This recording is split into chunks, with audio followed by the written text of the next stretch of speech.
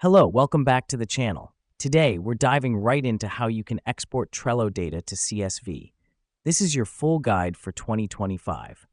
First up, log into your Trello account. If you're not signed in, you can't access your boards and cards, which are the data we're exporting. Next, navigate to the board that contains the data you need. This is key because we want to ensure we're exporting the right information. Now, click on the Show menu button on the right, then select More, and finally, Print and Export.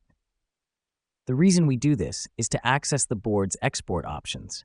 Here, you'll see different formats to export your data to. Click on Export as CSV. This helps us because CSV files are simple text files that can be easily imported into spreadsheet software like Excel or Google Sheets. A download will start, saving the file to your default downloads location. Let me explain why this matters. This file contains all your Trello board's data, including lists, cards, labels, and checklists. You can open it in a spreadsheet program to manipulate and analyze the data as you need. That's it. You now know how to export Trello data to CSV.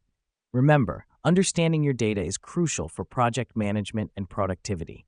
Thanks for joining us today, and we'll see you in the next video.